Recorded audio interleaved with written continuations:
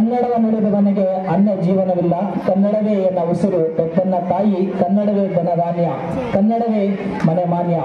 ಎನಗಾಯ್ತು ಕಣ್ಣು ಕಿವಿ ಬಾಯಿ ಎಂಬುದು ಪ್ರಸಿದ್ಧ ಕವಿ ಬೆನಗಲ್ ರಾಮರಾಯ ಹೇಳಿಕೆಯಂತೆ ಇಂತಹ ನಾಡಿನಲ್ಲಿ ಜನಿಸಿದ ನಾವೆಲ್ಲರೂ ಧನ್ಯರು.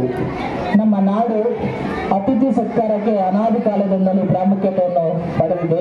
ಅತಿಥಿ ದೇವೋಭವ ಎಂದು ಇದೇ ಕಾರಣಕ್ಕೆ ನಾವೆಲ್ಲರೂ ಸಹ ಹೇಳ್ತೀವಿ.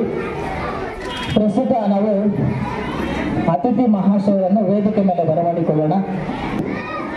ಪ್ರಸ್ತುತ ನಮ್ಮ ಶಾಲೆಯ ರೂವಾರಿಗಳು, ನಮ್ಮ ಪ್ರಾಂಶುಪಾಲರಾಗಿರ್ತಕ್ಕಂತಹ ನಮ್ಮ ಹಬೀಬಾಸ್ ಮೇಡಮ್ ಅವರಿಗೆ ಈ ಒಂದು ಕಾರ್ಯಕ್ರಮಕ್ಕೆ ಸ್ವಾಗತ ಸುಸ್ವಾಗತವನ್ನು ಬಯಸೋಣ. ಜೋರಾದ ಚಪ್ಪಾಳಿ ಮುಖಾಂತರ ಅವರನ್ನು ಬರಮಾಡಿಕೊಳ್ಳೋಣ ವೇದಿಕೆ ಮೇಲೆ. ಹೌದು,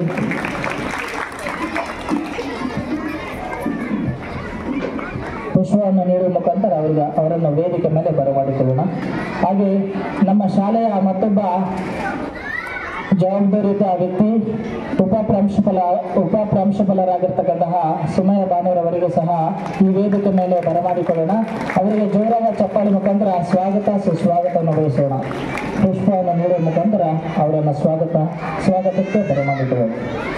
ಹಾಗೆ ಇದೇ ಶಾಲೆಯ ಮತ್ತೊಬ್ಬ ಸಿಬ್ಬಂದಿ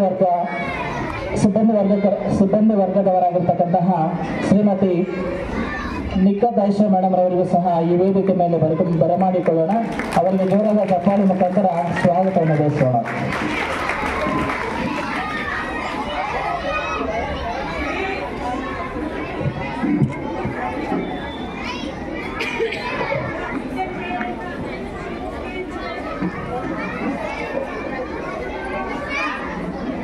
ಈಗ ದೀಪವನ್ನು ಬೆಳಗುವ ಕಾರ್ಯಕ್ರಮ. ನಮ್ಮ ವಿದ್ಯಾರ್ಥಿಗಳಿಂದ ಅಚ್ಚೇವು ಕನ್ನಡದ ದೀಪ ಆಡುವ ಮುಖಾಂತರ ಈ ಒಂದು ದೀಪವನ್ನು ಬೆಳಗಿಸೋಣ.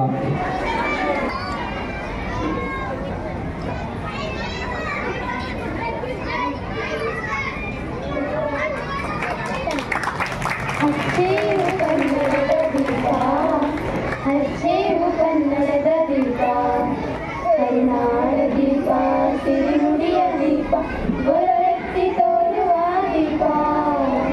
ಅಚ್ಚೇವು ಕನ್ನಡದ ದೀಪ, ಅಚ್ಚೇವು ಕನ್ನಡದ ದೀಪ. ಬಹುದಿನಗಳಿಂದ ಮೈಮರೆವೆಯಿಂದ ಕೂಡಿರುವ ಕೊಲೆಯ ಕೊಚ್ಚೇವು, ಎಲ್ಲೆಲ್ಲಿ ಕನ್ನಡದ ಕಂಪು ಸೂಸಲು ಅಲ್ಲಲ್ಲಿ ವರ್ಣ ಚಾಚೇವು. ಬಹುದಿನಗಳಿಂದ ಮೈಮರೆವೆಯಿಂದ ಕೂಡಿರುವ ಕೊಲೆಯ ಕೊಚ್ಚೇವು, ಎಲ್ಲೆಲ್ಲಿ ಕನ್ನಡದ ಕಂಪು ಸೂಸಲು ಅಲ್ಲಲ್ಲಿ ಕರ್ಣ ಚಾಚೇವು. ಮಲೆನಾಡು ಇರಲಿ ಗಡಿನಾಡು ಇರಲಿ ಕನ್ನಡದ ಕಲೆಯ ಕೆಚ್ಚೇವು, ನಡುನಾಡು ಇರಲಿ ಗಡಿನಾಡು ಇರಲಿ ಕನ್ನಡದ ಕಲೆಯ ಕೆಚ್ಚೇವು. ಮರೆತೇವು ಮರೆವ ತೆರೆದೇವು ಮನವ, ತೆರೆದೇವು ಒಲವ ಹಿರಿ ನೆನಪ, ನರನರವನೆಲ್ಲ ಉರಿಗೊಲಿಸುವಸೆದು ಹಚ್ಚೇವು ಕನ್ನಡದ ದೀಪ, ಹಚ್ಚೇವು ಕನ್ನಡದ ದೀಪ. ಹರಿವಣಕ ಸಾಲು ದೀಪಗಳ ಬೆಳಕ ಬೀರೇವು, ಹಚ್ಚಿರುವ ದೀಪದಲ್ಲಿ ತಾಯಿಯ ರೂಪ ಅಚ್ಚರಿಯದಂತೆ ತೋರೇವು. ಕಲ್ಪನೆಯ ಕಣ್ಣು ಹರಿವಣಕ ಸಾಲು ದೀಪಗಳ ಬೆಳಕ ಬೀರೇವು, ಹಚ್ಚಿರುವ ದೀಪದಲ್ಲಿ ತಾಯಿಯ ರೂಪ ಅಚ್ಚರಿಯದಂತೆ ತೋರೇವು. ಹಚ್ಚೇವು ಕನ್ನಡದ ದೀಪ, ಹಚ್ಚೇವು ಕನ್ನಡದ ದೀಪ, ಕರುನಾಡ ದೀಪ, ಸಿರಿನುಡಿಯ ದೀಪ, ಬಲವೆತ್ತಿ ತೋರುವ ದೀಪ.